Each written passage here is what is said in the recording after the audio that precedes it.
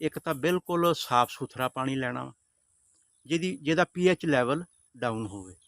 ਔਰ ਦੂਸਰਾ ਨਾ, ਸਾਡੇ ਬਹੁਤ ਸਾਰੇ ਫਾਰਮਰ ਆ, ਉਹ ਜਿਹੜੇ ਆਮ ਜਨਰਲ ਫੁਹਾਰੇ ਦੇ ਨਾਲ ਨਾ ਇਹ ਕੋਸ਼ਿਸ਼ ਕਰਦੇ ਆ ਕਿ ਸਾਨੂੰ ਅੱਛਾ ਰਿਜ਼ਲਟ ਮਿਲ ਜੇ, ਲੇਕਿਨ ਰਿਜ਼ਲਟ ਅੱਛਾ ਨਹੀਂ ਮਿਲਦਾ। ਉਹਦੇ ਨਾਲ ਇੱਕ ਤਾਂ ਪੂਰੀ ਤਰ੍ਹਾਂ ਕਵਰੇਜ ਨਹੀਂ ਮਿਲਦੀ, ਔਰ ਦੂਸਰਾ ਉਸ ਦਾ ਜਿਹੜਾ ਰਿਜ਼ਲਟ ਆ ਨਾ ਉਹ ਪੂਰਾ ਨਹੀਂ ਹੁੰਦਾ। ਅਤੇ ਮੈਂ ਕਹਾਂਗਾ ਕਿ ਤੁਸੀਂ ਟੀ-ਜੈਟ ਨੂਜ਼ਲ ਦਾ ਇਸਤੇਮਾਲ ਕਰੋ, ਜਿਹਨੂੰ ਅਸੀਂ ਟੱਕ ਵਾਲਾ ਫੁਹਾਰਾ ਕਹਿੰਦੇ ਹਾਂ। ਅਗਰ ਤੁਸੀਂ ਜਨਰਲ ਫੁਹਾਰਾ ਇਸਤੇਮਾਲ ਕਰੋਗੇ ਨਾ ਤੇ ਉਹਦੇ ਨਾਲ ਪੂਰੀ ਤਰ੍ਹਾਂ ਤੁਹਾਨੂੰ ਕਵਰੇਜ ਨਹੀਂ ਮਿਲੇਗੀ।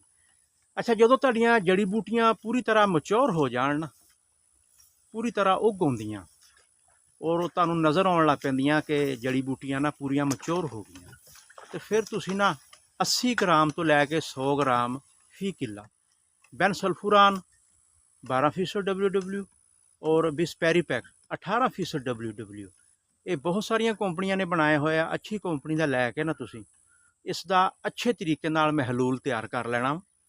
ਔਰ ਇਹਦੇ ਨਾਲ ਜਿਹੜਾ ਐਡਜੋਇੰਟ ਮਿਲਦਾ ਨਾ 100 ml ਫੀ ਕਿੱਲਾ, ਇਹ ਮੈਂ 1 ਕਿੱਲੇ ਦੀ ਡੋਜ਼ ਜਿਹੜੀ ਹੈ ਨਾ ਉਹ ਕਿਸਾਨ ਭਾਈਆਂ ਨੂੰ ਦੱਸ ਰਿਹਾ।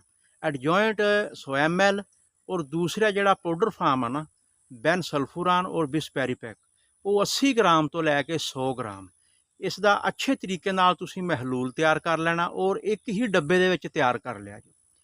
ਔਰ 1 ਕਿੱਲੇ ਦੇ ਵਿੱਚ ਤੁਸੀਂ 120 ਲੀਟਰ ਪਾਣੀ ਲਾਉਣਾ ਵਾ ਟੱਕ ਵਾਲੇ ਫੁਹਾਰੇ ਦੇ ਨਾਲ, ਔਰ ਜਿੱਥੇ ਜਾ ਕੇ ਟੈਂਕੀ ਖਤਮ ਹੋਵੇ ਉੱਥੇ ਤੁਸੀਂ ਕਾਨਾ ਕੱਢ ਦੇਣਾ, ਕਿਉਂਕਿ ਦੁਬਾਰਾ ਟੈਂਕੀ ਆਵੇ ਤੇ ਬੰਦਾ ਉੱਥੋਂ ਹੀ ਜਿਹੜਾ ਹੈ ਨਾ ਸਪਰੇਮੈਨ ਉੱਥੋਂ ਹੀ ਸ਼ੁਰੂ ਹੋਵੇ।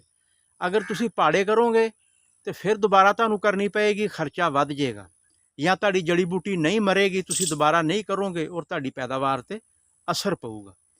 ਲਓ ਜੀ, ਉਮੀਦ ਕਰਦੇ ਹਾਂ ਕਿ ਅੱਜ ਵਾਲਾ ਸਾਡਾ ਜਿਹੜਾ ਵੀਡੀਓ ਆ ਉਸ ਨੂੰ ਤੁਸੀਂ ਸਮਝ ਗਏ ਹੋਵੋਗੇ, ਔਰ ਟਾਈਮ ਹੋ ਗਿਆ ਵਾ ਜੜੀ ਬੂਟੀਆਂ ਨੂੰ ਟਾਈਮਲੀ ਜਿਹੜਾ ਨਾ ਉਹ ਕਵਰ ਕਰ ਲਓ। ਲਓ ਜੀ, ਨੈਕਸਟ ਵੀਡੀਓ ਤੱਕ ਮੈਂ ਇਜਾਜ਼ਤ ਚਾਹੁੰਦਾ ਜੀ। ਅੱਲਾ ਹਾਫਿਜ਼।